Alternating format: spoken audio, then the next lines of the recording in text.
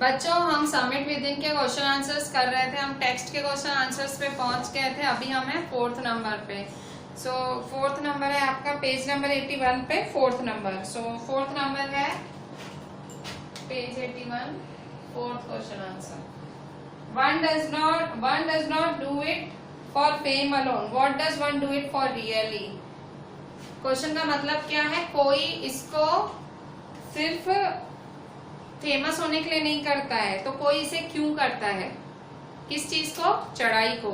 कोई माउंटेन क्यों चढ़ता है? सिर्फ फेमस होने के लिए नहीं, किसी और चीज के लिए भी। कौन सी चीज के लिए? सो आंसर देखते हैं।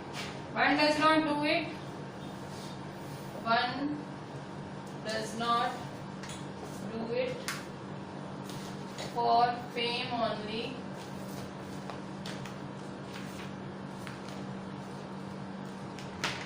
what does one do it for really? What does one do it for really? Answer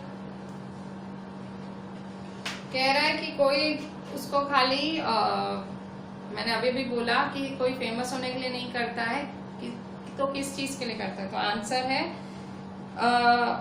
मतलब राइटर इस चीज को आंसर नहीं कर पाता है कि कोई क्यों माउंटेन चढ़ता है। क्या प्लेजर के लिए, मतलब खुशी के लिए, थ्रिल के लिए, मतलब एक एक्साइटमेंट के लिए, या अचीवमेंट के लिए, जीत के लिए? राइटर आंसर नहीं कर पा रहे हैं। सो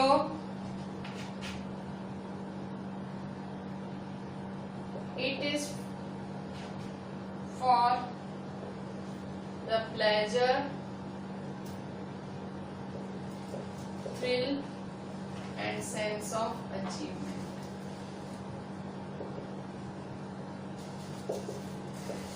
मतलब प्लेजर के लिए, थ्रिल के लिए और सेंस ऑफ अचीवमेंट, मतलब खुशी के लिए या एक थ्रिल के लिए या अचीवमेंट के लिए। ठीक है। Next, he becomes conscious in a special manner of his own smallness in this large universe. This awareness defines an emotion mentioned in the first paragraph, which is the emotion. यहाँ एक question पूछ रहा है, ही becomes, एक line लिखी है, ही becomes conscious in a special manner of his own smallness in this large universe. ठीक है, कि मैं इस बहुत बड़े ब्रह्मांड का एक छोटा सा हिस्सा हूँ। तो इस चीज को क्या बोलते हैं वन वर्ड में? इसी चैप्टर के फर्स्ट पैराग्राफ में इसके लिए वर्ड है कि मैं इस ब्रह्मांड का बहुत बड़ा एक छोटा हिस्सा हूँ, बड़े ब्रह्मांड का छोटा हिस्सा हूँ। सो इसका एक वर्ड में आंसर होता है ह्यूमिलिटी। ह्यूमिलिटी मतलब जब आप बहुत ग्रैटिट्यूड दिखाते हो, मतलब जब आप किसी चीज के लिए थैंकफुलनेस दिखाते हो, आप जब आपका मन थैंक यू से भर जाता है, तो उस वर्ड को ह्यूमिलिटी कहते हैं। तो राइटर क्या बोल रहा है? मैं इस बड़े ब्रह्मांड का एक बिल्कुल तुच्छ सा छोटा सा हिस्सा हूँ। तो राइटर एक क्या दिखा रहा है? Satisfaction, gratitude. ठीक है, ये अच्छी फीलिंग है, humility. So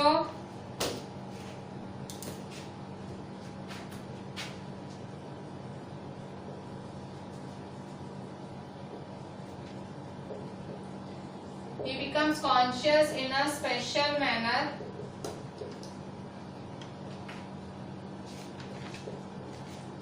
of his own smallness in this large universe.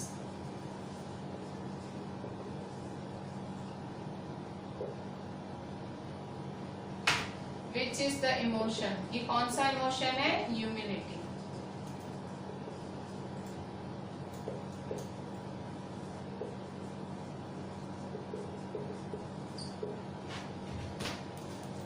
Next, what were the symbols of reverence left by members of the team on Everest? मतलब रेवरेंस मतलब भाई जीत के कौन से सिंबल सब लोग दर्ज करके गए थे माउंट एवरेस्ट पे? सो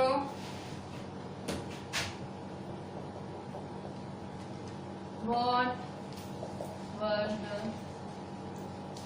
symbols of reverence left by members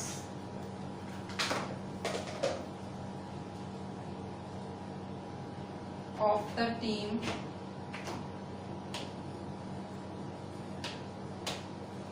on Everest. So answer क्या क्या सिंबल छोड़ के गए थे? Guru Nanak Dev ji, HPS Ahluwalia, left a picture of Guru Nanak Dev Ji, Rawat left a picture of Goddess Durga, Fudor Ji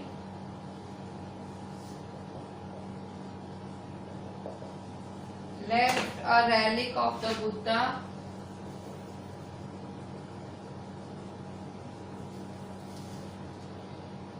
Hillary buried a cross,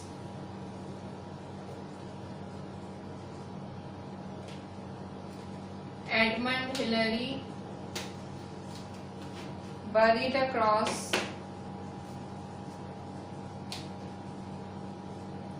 under a heap of rocks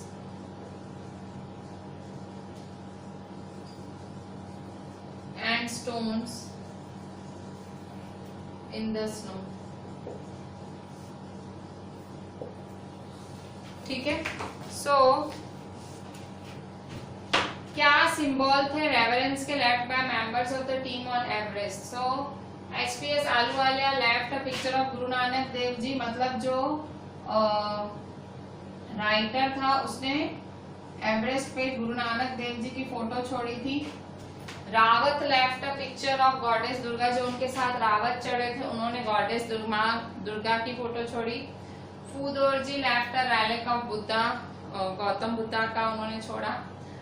Edmund Hillary buried a cross, ठीक है, cross मतलब Christians का, ठीक है, a cross under a heap of rocks and stones in the snow on Everest, तो उसने stones के बीच में क्रॉस घुसा दिया। ठीक है, सो इस तरह से इन चारों ने अपने अपने जो ईष्ट थे अपने अपने भगवानों की फोटोज छोड़ी एवरेस्ट पे एज अ रेवरेंस, मतलब एज अ थैंक यू बोल सकते हो, as a part of success, किसी भी तरह से मतलब एक भगवान को उन्होंने अपने याद किया एवरेस्ट पे।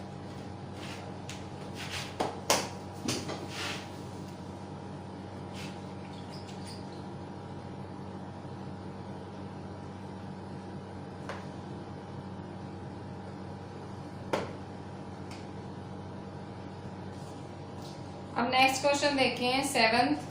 अच्छा, हमने अभी एक रैलिक पढ़ा कि रैलिक बुद्धा का रैलिक छोड़ के, मतलब एक उसकी निशानी, ठीक है, कुछ कोई निशानी छोड़ के, रैलिक का मतलब निशानी, ठीक है, पिक्चर नहीं छोड़ी उसने, कोई निशानी छोड़ी। अच्छा, अब नेक्स्ट देखते हैं 7th। What according to the writer did his experience as an Everester teach him? What according to the writer did his experience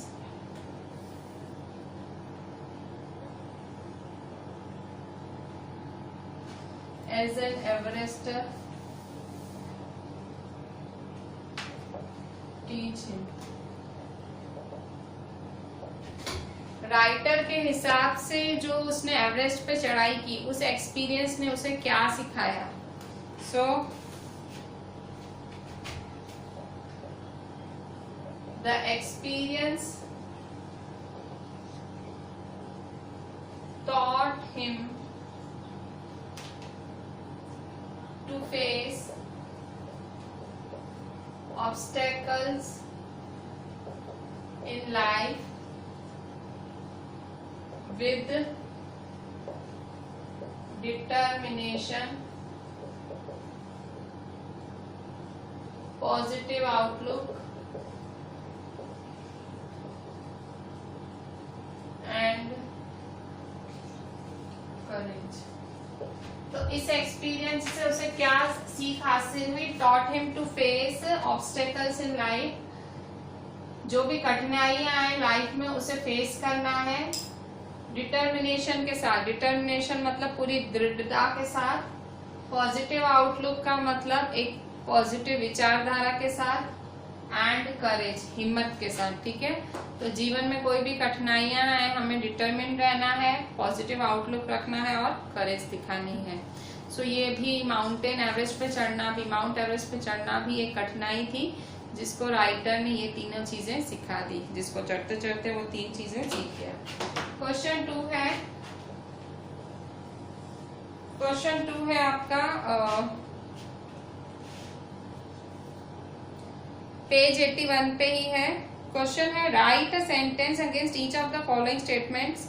your sentence should explain the statement. You can pick out the, मतलब आपको एक sentence लिखना है जो उसकी मतलब समझाए, ठीक है। सो एक्सप्लेन द स्टेटमेंट है, इसको एक्सप्लेन करना है स्टेटमेंट को। सो फर्स्ट नंबर है आपका the experience changes you completely. The experience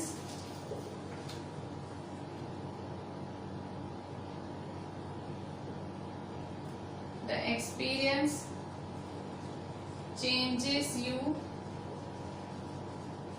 completely, ठीक है। एक्सपीरियंस आपको बिल्कुल बदल देता है। तो अगर एक्सपीरियंस आपको बिल्कुल कैसे बदल देता है, वन हु हैज, उसको समझाओ, एक्सपीरियंस आपको बदल देता है, तो इस चैप्टर के हिसाब से समझाओ। तो आप क्या लिखोगे, one who has been to the mountains is never the same again. One who has been to the mountains is never the same again। मतलब एक बार अगर कोई पहाड़ियों पे चढ़ जाए वो वैसा का वैसा नहीं रहता। सो इसका मतलब यही हुआ ना कि एक्सपीरियंस आपको बदल के रख देता है। नेक्स्ट है second, man takes delight in overcoming obstacles. इंसान को खुशी होती है कठिनाइयों को पार करके। So man takes delight in overcoming obstacles. So answer, man gets happiness by handling the difficulties successfully. जो इंसान है उसको खुशी मिलती है अगर वो डिफिकल्टीज को सक्सेसफुली हैंडल करे। So man gets happiness by handling the difficulties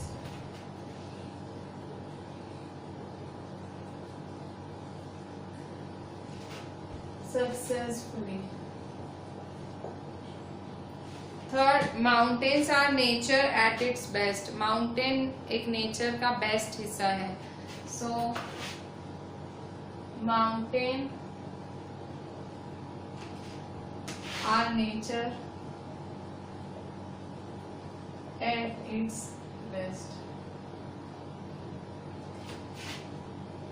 so answer, mountain show us the best beauties of nature. इसको आप ऐसे भी लिख सकते हो, आपको ऊपर वाले सेंटेंस का सिर्फ मतलब समझाना है, ठीक है। So mountain show us the, mountains show us the best beauties of nature. Fourth, the going was difficult but the after effects were satisfying। The going was difficult but the after effects were satisfying। जाना तो आसान था, जाना तो कठिन था, पर जब वापस आए तो वो सेटिस्फाइंग था, वो संतुष्ट भरा था। सो इसको आप अपने भाषा में कैसे लिख सकते हो, या आप टेक्स्ट के अंदर से भी ढूंढ के ये लाइन लिख सकते हो। So it was extremely exhausting and difficulty to climb the mountain but results were very satisfying. It was extremely exhausting and difficult to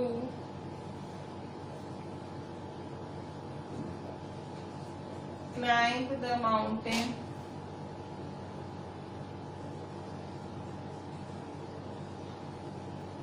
but results were very satisfying. But results were very satisfying. ठीक है, मतलब mountain पे चढ़ना एक थका देने वाला और कठिन काम था, पर उसकी रिजल्ट्स बहुत ज्यादा सेटिस्फाइंग थी. ठीक है. Next, fifth, the physical conquest of a mountain is really a spiritual experience. The physical conquest of mountain is really a spiritual experience. मतलब जब आप किसी माउंटेन को जीतते हो, फिजिकल कॉन्क्वेस्ट ऑफ माउंटेन मतलब जब आप किसी माउंटेन को जीतते हो फिजिकली, मतलब आप उस पर चढ़ाई कर लेते हो, तो वो एक अद्भुत स्पिरिचुअल मतलब भगवान से जोड़ने वाला एक्सपीरियंस होता है. So answer is when man manages to scale a mountain, he feels a closeness with God. ठीक है, तो इस आंसर का मतलब है, मतलब इस लाइन का मतलब है जब इंसान मैनेज कर लेता है किसी माउंटेन को स्केल करना मतलब चढ़ाई करना, स्केल करना, चढ़ाई करना, he feels a closeness with God, वो अपने आप को भगवान के नजदीक मान लेता है. ठीक है. So these were the five lines, ये 5 लाइनें थी जिनको आपको एक्सप्लेन करना था. So this was page 81. So now we will go to page 82. Page 82 है आपके टेक्स्ट का ही. पेज 82 में आपको look at the italicised phrases and their meanings given in the brackets. ठीक है. सो आपको क्या करना है, इनको सिर्फ देखना है और इन ब्रैकेट्स में इनकी मीनिंग लिखी हुई है. अच्छा, अब ये दो उन्होंने एग्जाम्पल दिए हैं, इसके हिसाब से नीचे इन्होंने 5 क्वेश्चन दिए हैं आपको. ठीक है. सो teacher, you were away from school without permission. Go to the principal blank and submit your explanation. अच्छा, यहाँ कौन सा फ्रेज आएगा? ठीक है, यहाँ इन सब में से at hand, at once, at all, at a low ebb, at first sight, तो कौन सा फ्रेज आएगा यहाँ पे? So go to the principal at once होगा. ठीक है, अभी का अभी जाओ, एट वंस. ठीक है. सो यहाँ मैं डायरेक्ट आंसर लिख रही हूँ. पेज 82 है, आप डायरेक्ट आपकी एनसीईआरटी में से फिलअप कर दो. ठीक है. सो द आंसर पेज 82 पे क्वेश्चन 1 है, उसका first. So at once, at once का मतलब अभी का अभी प्रिंसिपल के पास जाओ. Second, Arun, are you unwell, क्या तुम ठीक नहीं हो? Ila, no not blank, why do you ask? so no not, नहीं नहीं, not at all, हम बोलते हैं नहीं नहीं बिल्कुल नहीं. ठीक है. no not at all, मैं बिल्कुल बीमार नहीं हूँ. no not at all. so no not at all.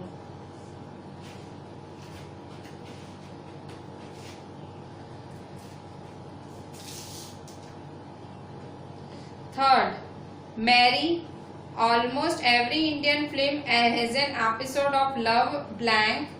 David, is that what makes them so popular in foreign countries? Her Indian film में एपिसोड होता है लव एट फर्स्ट साइट, मतलब पहली नजर में हो जाने वाला प्यार. So love at first site, ये फ्रेज पूरे करने हैं. ठीक है. So love at first site, third में आएगा eight first site. Third, at first side. ये आपको टेक्स्ट बुक में ही भरने हैं. टेक्स्ट बुक में भर के मुझे उसी की पिक्चर भेजनी है. Fourth, Asif, you look depressed, why are your spirits blank today? तू आज बहुत ही रूखा रूखा लग रहा है। Why are your spirits at a low ebb, मतलब क्यों तू ढीला ढीला लग रहा है, या क्या क्यों तू नीचा नीचा लग रहा है। एट अ लो एब मतलब भाई तू क्यों इतना ढीला लग रहा है, तो एट अ लो एब।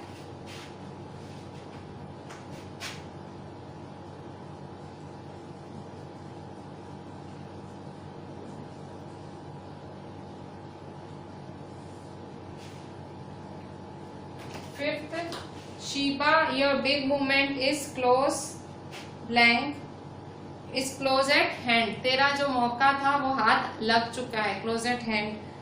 ज्योति, how should I welcome it? Give up and receive the trophy. Get up and receive the trophy. खड़ी हो जाओ, ट्रॉफी लेके आ। So your big movement is close at hand. तेरा मौका तेरे हाथ आ गया है, close at hand.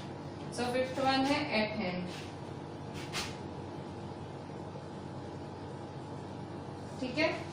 सो इस तरह से आपके ये सिंपल से क्वेश्चंस थे, आपको बस ब्लैंक पुटअप करनी थी। ईडियम्स मतलब आपको जो फिट बैठता है वो आपकी समझ से उसे भरना था।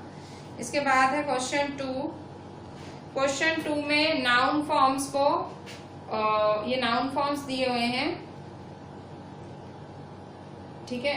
इन शब्दों के आपको नाउन फॉर्म्स लिखने हैं। Write the noun forms of the following, इन शब्दों के आपको नाउन फॉर्म्स लिखने हैं, ठीक है। सो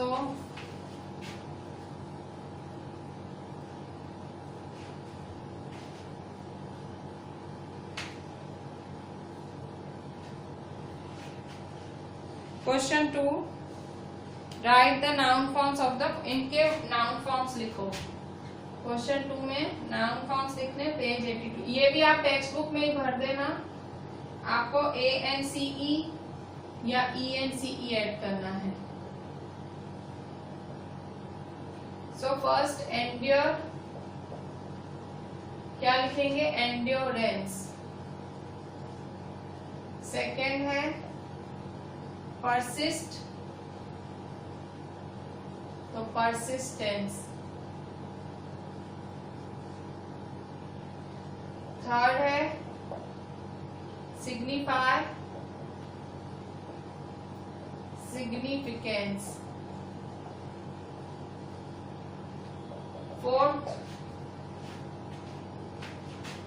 कन्फाइड, सो कन्फाइड का हम क्या लिखेंगे? कॉन्फिडेंस, ठीक है। कॉन्फाइड मतलब कॉन्फिडेंस, कन्फाइड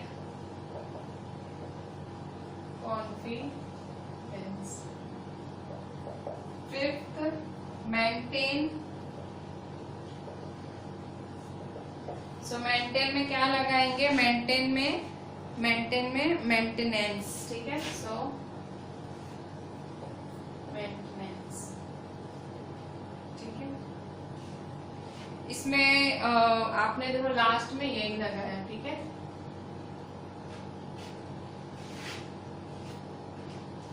सिक्स्थ अबॉर, अबॉर में क्या लगाएंगे? अबॉर में अबोरेंस।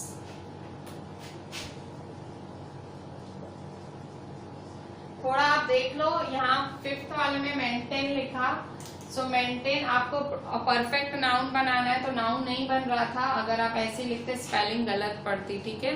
तो हाँ, यहाँ पे लास्ट में ANCE तो लगा, पर इस तरह से मेंटेनेंस, TEN लगा। अबॉर का अबोरेंस, या डबल R ENCE लगा, ठीक है। सो यहाँ देखो R रिपीट हुआ और ENCE लगा, और यहाँ पे ANCE, ठीक है।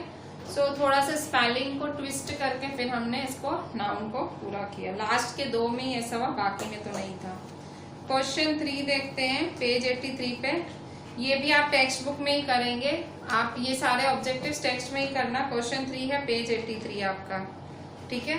सो यहाँ आपको मैच A विद B करना है, रिमोट के साथ मैच करना है। तो रिमोट मतलब बहुत दूर, ठीक है। अब रिमोट का मतलब ढूंढो, हाँ है, far away from. So question 3 करेंगे अब हम।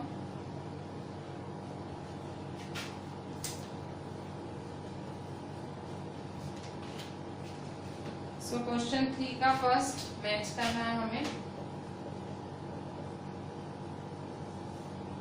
सो ए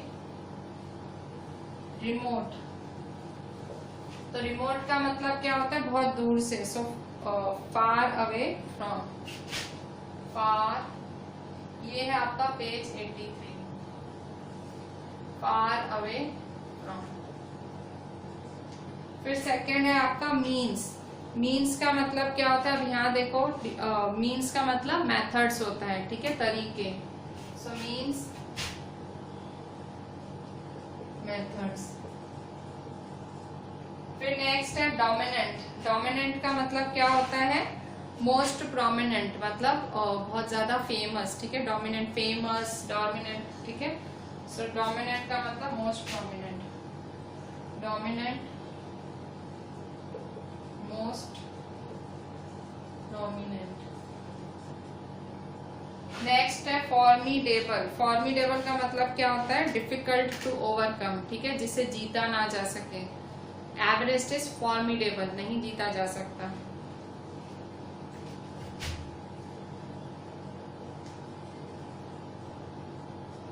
डिफिकल्ट टू ओवरकम। फिर नेक्स्ट है ओवरवेल्म्ड, ओवरवेल्म का मतलब क्या होता है, ओवर पावर्ड, मतलब एक उत्साह, मतलब अनंत उत्साह, ओवर पावर्ड या ओवरकम, ठीक है, बी ओवरकम या ओवर पावर्ड।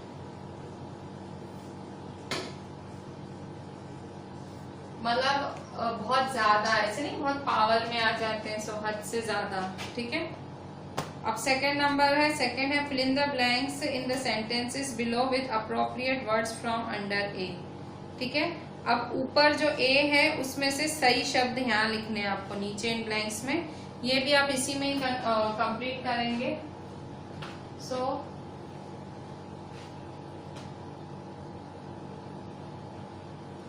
ब्लैंक्स करते हैं।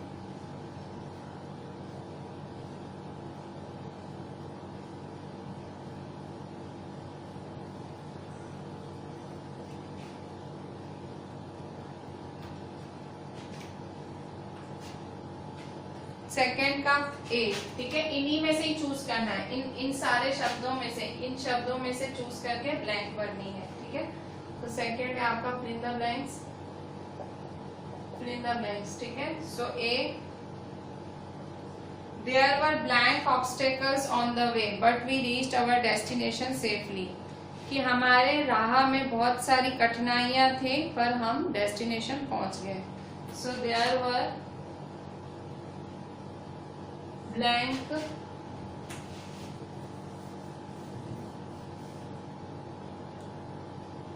obstacles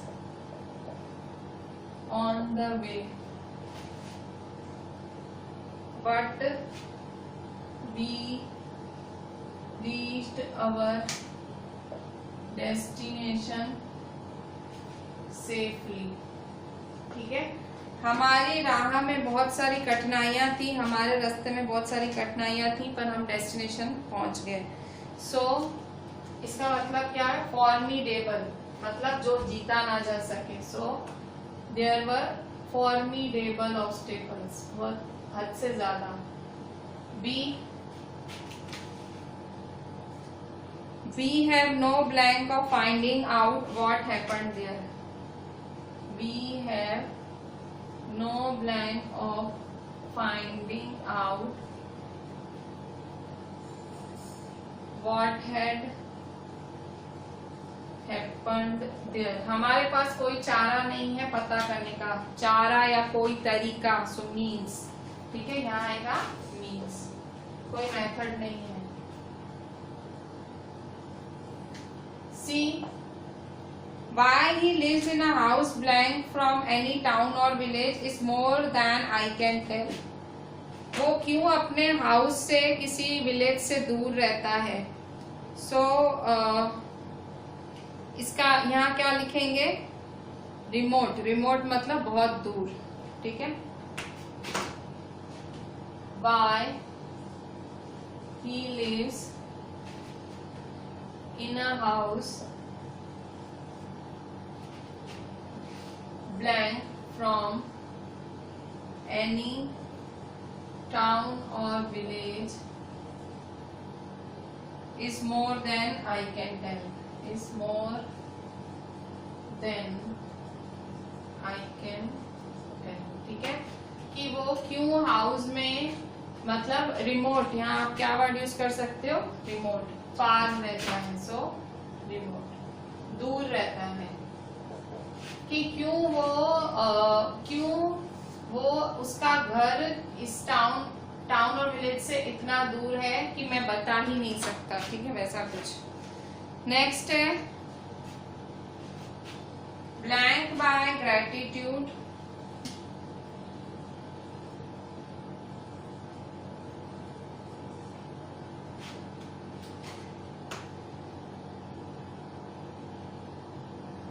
we bowed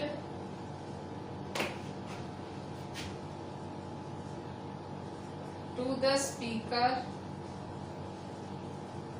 for his valuable advice। ठीक है, ब्लैंक बाय ग्रेटिट्यूड मतलब अंदर से हम भर गए, किससे, तो भर जाना, मतलब ये ओवरकम, ओवर पावर हुआ ना, तो ओवरवेल्म्ड मतलब हम लोग ओवरवेल्म हो गए। Overwhelmed by gratitude we bowed to the speaker for his valuable advice. Speaker ने हमको वैल्यूएबल एडवाइस दी तो हम नम गए उनके आगे। ओवरवेल्म बाय ग्रेटिट्यूड, किससे, ग्रेटिट्यूड से, थैंक, मतलब वो नहीं, थैंक यू वाली भावना से हम भर गए पूरा। ओवरवेल्म मतलब भर जाना। ठीक है, डी के बाद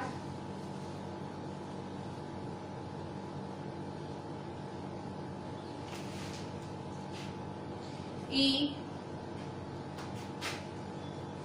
the old castle, castle का मतलब महल, पुराना महल। The old castle stands in a blank position, stands in a blank position above the sleepy town। ठीक है, वो जो पुराना महल था वो ब्लैंक पोजीशन, तो अब रहा क्या, डोमिनेंट ही रहा। देखो डोमिनेंट वर्ड ही रहा, सो डोमिनेंट मतलब ऊंची पोजीशन पे। द ओल्ड कास्टल मतलब पुराना महल, डोमिनेंट पोजीशन, डोमिनेंट मतलब बहुत ऊंची पोजीशन पे खड़ा था, अबव द स्लीपी टाउन। वो जो टाउन था, स्लीपी टाउन मतलब एकदम वो छोटा सा टाउन था, वहां पे वो कास्टल एकदम बड़ी पोजीशन पे खड़ा था। ठीक है, सो ये हुआ हमारा फिल इन द ब्लैंक्स हुआ। ठीक है, इसके बाद तो है आपका स्पीकिंग एंड राइटिंग, मतलब कंपोजिशन पार्ट है। ठीक है, सो हमने एटलीस्ट टेक्स्ट पूरी कर ली इसकी सारी। ठीक है, सो अब हम देखते हैं कुछ एक्स्ट्रा क्वेश्चंस। ठीक है, इसके और भी क्वेश्चंस हैं, सो हम वो भी देख लेते हैं। ठीक है,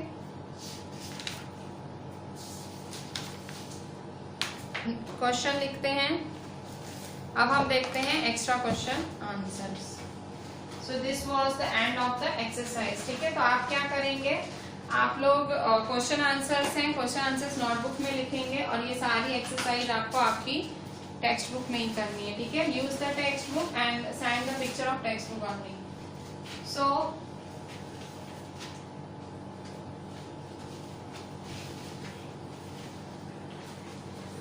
अभी हम करते हैं कुछ extra question answers.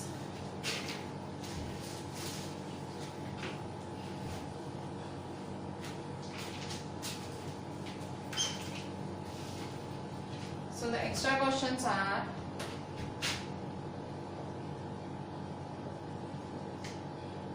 first, what was the dominant emotion of Ahluwalia as he stood on Everest? सबसे बड़ा इमोशन कौन सा है आलूवालिया पे? What was the dominant emotion of Ahluwalia as he stood on Everest? सबसे पहली बड़ी भावना क्या आई उसके मन में? तो ह्यूमिलिटी, मतलब ग्रैटिट्यूड की भावना, एक थैंकफुलनेस की भावना आई। ठीक है, उसको ऐसे लग रहा था कि वो पूरे ब्रह्मांड में एक छोटा सा टुकड़ा है। ह्यूमिलिटी मतलब जब आपके मन में थैंक यू की फीलिंग आ जाती है, आभार आ जाता है। Second, what was the other summit Ahluwalia thought of. अभी माउंटेन की ऊंचाई के अलावा अहलूवालिया ने कौन सी ऊंचाई सोची थी? माइंड की। ठीक है, दिमाग की ऊंचाई। What was the other summit? What was the other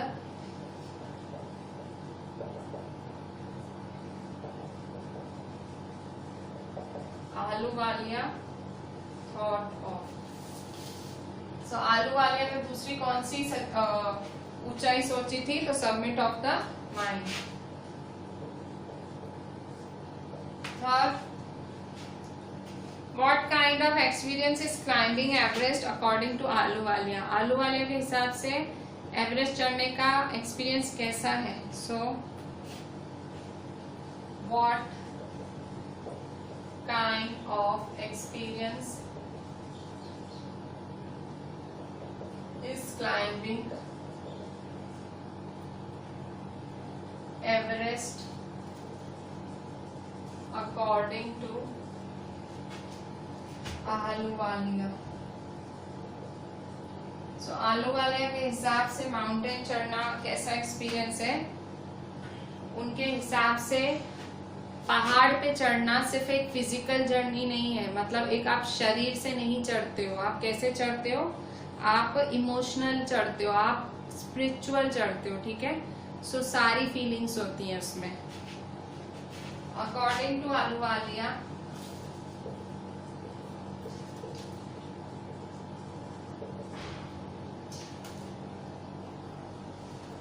climbing Everest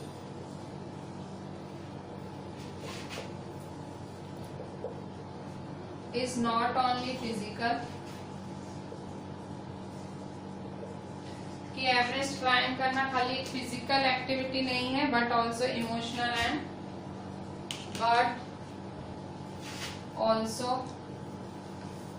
emotional and spiritual experience.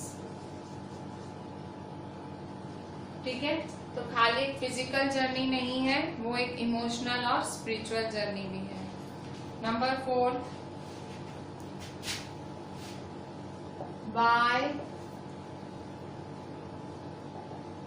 is it necessary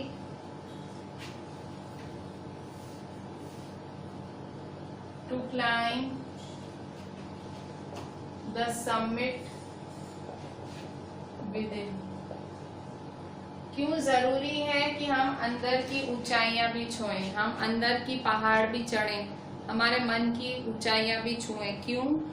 क्योंकि to gain a complete knowledge of oneself, हमें खुद के बारे में जानना है, तो हमें हमारे मन की ऊंचाइयों को भी छूना पड़ेगा। To gain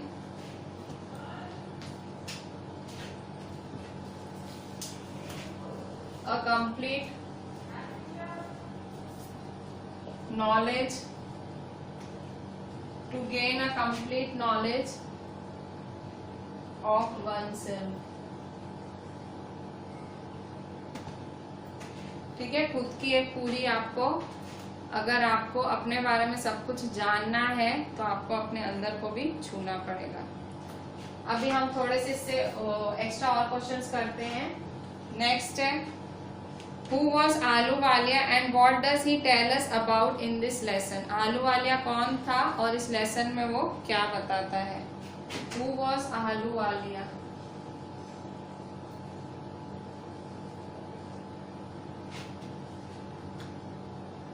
Who was Ahluwalia and what does he tell us about in this lesson? Ahluwalia कौन था और वो क्या बताता है? So he was a member of first successful Indian expedition to Mount Everest। सबसे पहले जो इंडियंस की यात्रा गई थी माउंट एवरेस्ट पे, वो उनका एक हिस्सा था। So Major HPS Ahluwalia was a member of the first successful Indian expedition। ठीक है, वो मतलब पहली वो जो यात्रा गई थी माउंट एवरेस्ट पे 1965 में, टू माउंट एवरेस्ट इन 1965। ठीक है, और Everest, what does he learn, tell us about this lesson. तो मतलब उसके बारे में वो क्या बोल रहे हैं। सो इस पूरे लेसन में उन्होंने हमें क्या बताया है, अपना एक्सपीरियंस बताया है और अपनी फीलिंग्स बताई है। So Ahluwalia tells us about his experience of climbing the mountain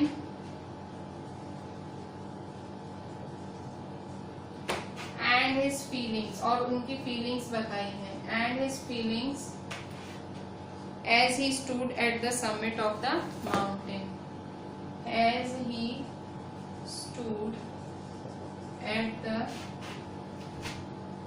summit of the mountain। उन्होंने अपनी फीलिंग्स बताई हैं कि भाई माउंटेन पे चढ़ के कैसा लगा। ठीक है, next question, what does Ahluwalia say about the summit of the mind. What does Ahluwalia say about the summit of the mind. ठीक है, आलूवालिया मन की ऊंचाई के बारे में क्या कहते हैं, तो वो बोलते हैं कि हर इंसान के ब्रेन में या माइंड में एक ऊंचाई होती है। ठीक है, Ahluwalia says each man has a, he says each man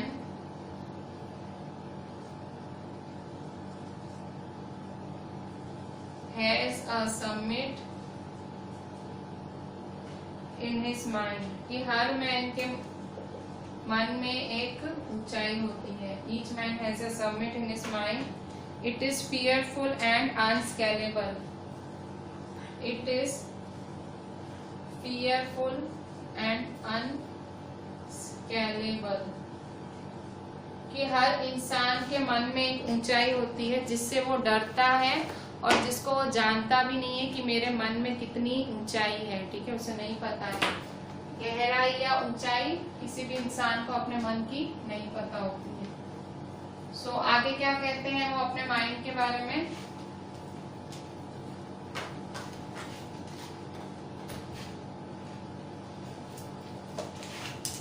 तो वो कहते हैं What does Ahluwalia say about the summit of the mind? अपने माइंड के बारे में क्या कहते हैं। He says each man has a summit in his mind. हर इंसान के मन में ऊंचाई होती है। It is fearful and unscalable, और हम डरते हैं, हम अपने मन से ही डरते हैं, हम मन की ऊंचाइयों से ही डरते हैं। So it has to be climbed. It has to be climbed by that person only. उसको कौन, उस ऊंचाई को कौन पा सकता है, वो इंसान ही पा सकता है, वो इंसान ही क्रॉस कर सकता है। The effects of both the climbs are the same. ठीक है, तो उसे वो इंसान को खुद को ही अपने मन को ऊंचा, मतलब अपनी मन की ऊंचाइयों को छूना है, कोई और नहीं। आपका मन है, आप ही को अपने मन की ऊंचाइयों को छूना है। ठीक है, नेक्स्ट क्वेश्चन,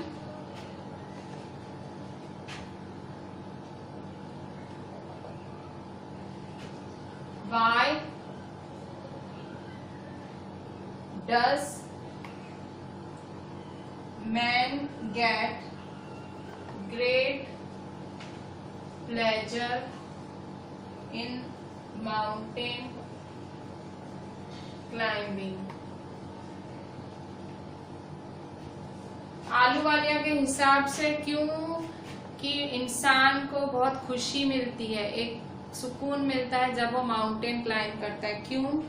क्योंकि क्लाइंबिंग का मतलब ग्रेट डिफिकल्टीज और ऑब्स्टेकल्स।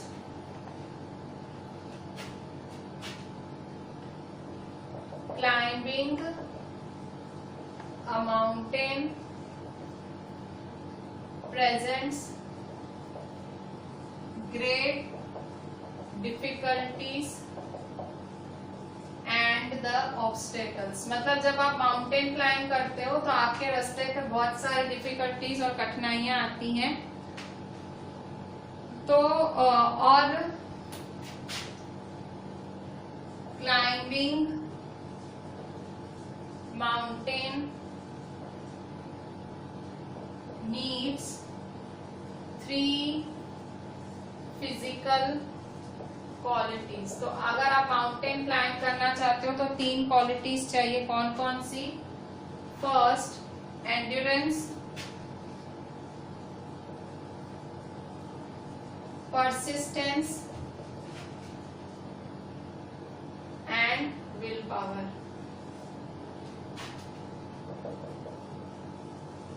ठीक है, अगर आप माउंटेन अचीव करना चाहते हो, माउंटेन की ऊंचाइयों पर छूना चाहते हो, तो 3 क्वालिटीज होनी चाहिए, एंड्योरेंस, परसिस्टेंस और विल पावर होना चाहिए आप में। ठीक है, सो जब आप ये क्वालिटीज डेमोन्स्ट्रेट करते हो, when you demonstrate these qualities while climbing mountain, it gives him